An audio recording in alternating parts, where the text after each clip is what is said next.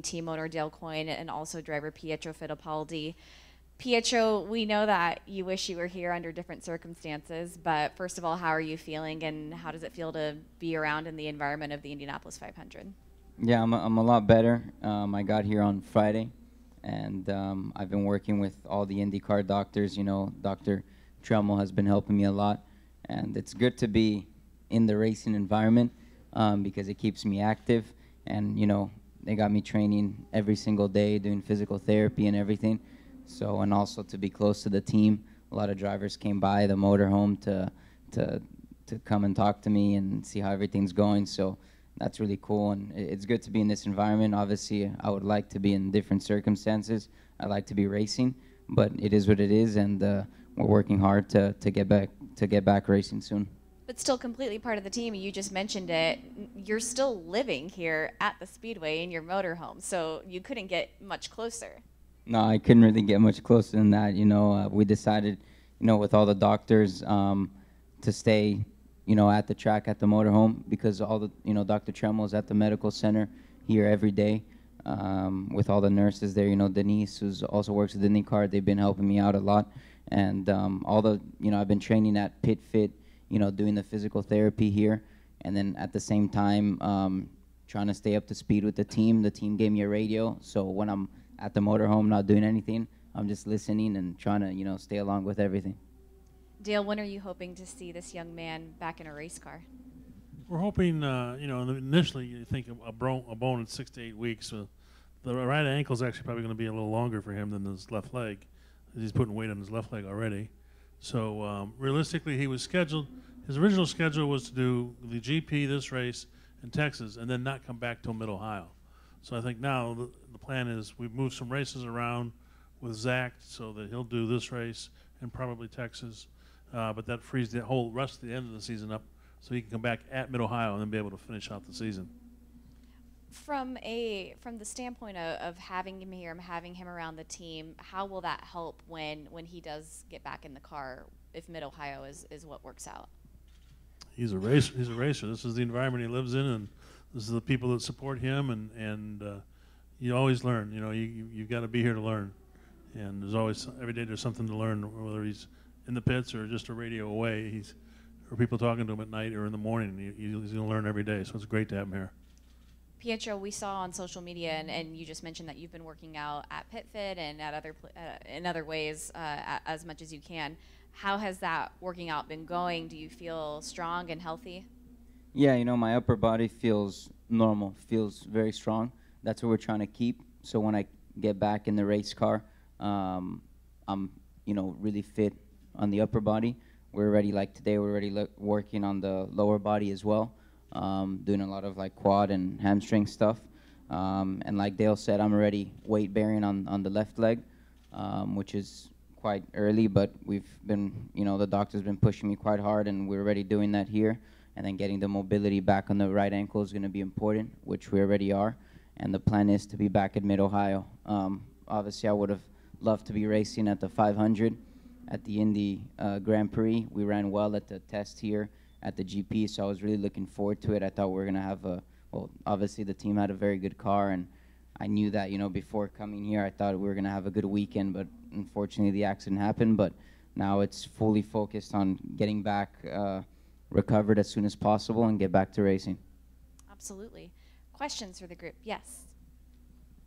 Pietro, I'm sure that you know all about what Sebastian was able to do last year, how quick he was able to come back. Does that inspire you in some ways to be able to know that you can come back maybe a little bit earlier than hoped? Yeah, of course. Sebastian came to my motorhome yesterday, and I was speaking to him for, you know, an hour or so, and he was telling me all about his recovery and his rehab and how he got back in around 8 to 10 weeks, something like that. So it's obviously very inspiring, and even with my cousin Christian Fittipaldi, when he got injured and he came back, he had one of his best races, and he had the same injury that I had on my left leg. So, you know, I'm getting a lot of input from a lot of friends and family, which is always good, and it's putting me on the right path to getting back. Pietro, you talked about, you know, it's good to be out here and have the support system around you, but we can see your physical injuries. But what about emotionally and that disappointment? How does it, I mean, obviously it has to be huge. You think about your first chance to come out here and having to be so close but so far away from being out there.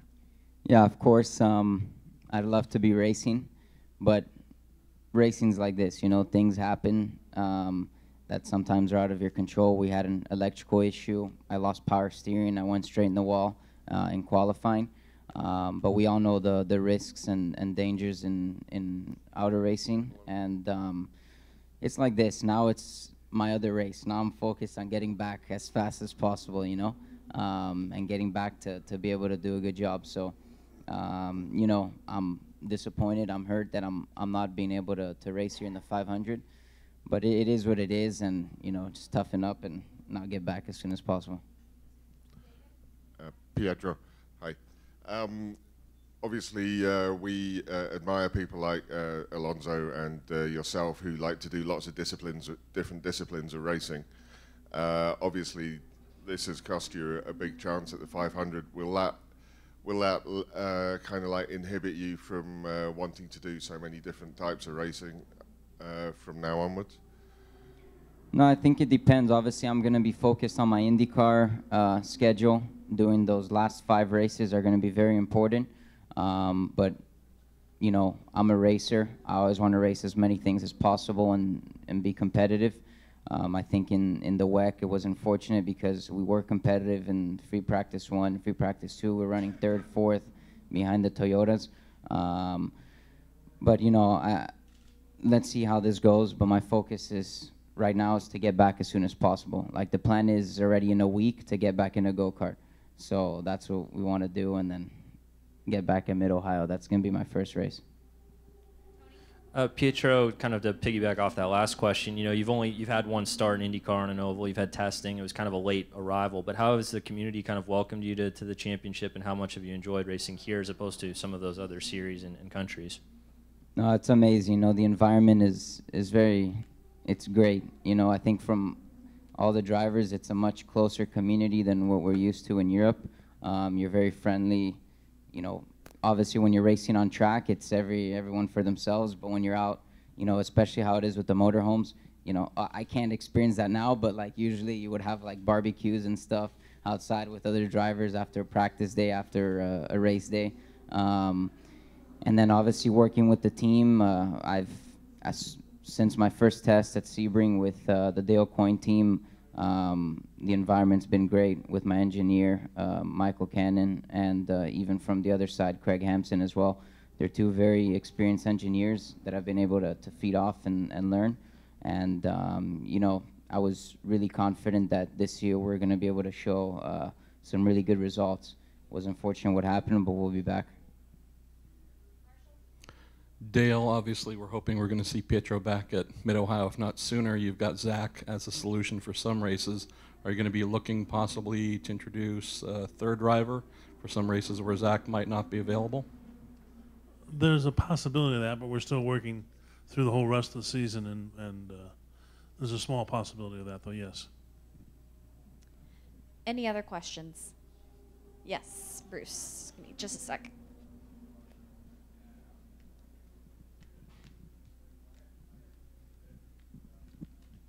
One for Pietro, one for Dale. How much have you talked to Emerson? Yeah, you know, quite a lot. He was actually supposed to come visit me today, but he's going to be coming next week. You know, he's just been following me throughout the whole process. When I got injured and when I had the surgery there in Belgium, then I got transferred here to Indianapolis last Friday. But another person who's been helping me a lot is my uncle, Max Pappas. He was actually in Belgium. He was going to arrive for my qualifying, and then I actually met him at the hospital. And he helped me to connect me with all the IndyCar doctors here who have been doing a fantastic job. You know, I can't thank them enough because the program they put together for me is top of the line, and I'm really happy to be here. And then, yeah, and, you know, just my whole family, my mom who's been with me, I feel bad for her because she's been doing most of the work, you know, getting me in and out of the wheelchair and doing everything for me, so thank you. And I just want to take this opportunity also to thank all the fans and all my friends and family who's been sending me messages and, you know, through social media, you know, through my phone, and just thank you so much, and we'll be back very soon. And Dale, just kind of looking ahead to this weekend and also next week at the race, you've got one of the best engineering staffs out in Gasoline Alley. What are they learning about the new package and some of the surprises that they've seen here so far? There's a lot of surprises. I think everybody's a bit confused. This car is not what we thought it would be in traffic by itself. You know, it's kind of predictable, but in traffic, it's a bit of a handful for everybody. So we're learning more. You know, I've been gone for 15 minutes. I'm sure they've learned something in the last 15 minutes. Things change fast here. So, but they're working at it, working hard at it. Yeah, Dale, you're a former driver, and you know, obviously Sebastian had his situation here last year and stuff. Are you ever surprised, amazed about these guys getting back into cars after things like that? And number two, did you ever see any hesitation in Sebastian at all? Have you seen any change in him at all? No, none. No, from the night of the surgery, or for leaving the hospital when he had tears in his eyes. He said, "I know I broke my hip," and he knew, but I knew he'd be back. You know, he was already trying to figure out how to do Le Mans last year, let alone being back, you know, for the test we did at Mid-Ohio. So these guys are racers, and racers race. I mean, I have tremendous respect for these guys. Those motorcycle guys in Europe, he'd be back racing again by now if he was a motorcycle guy. They'd needle him up and he'd be going. So no, they're racers, so they get after it. That's great spirit. And just adding to that, you know, as racers, if you love the sport, it's like as soon as you know you have an injury, it's like first thing you ask the doctor is, when can I be back racing? That's the first thing. You don't even know what you have, but you're like, when can I be back in the race car? That's the mentality that we have most of the time. And they never believe them. They want to cut that number in half. Any final questions? Gentlemen, thank you very much. Appreciate it. Thank you. Thanks, guys.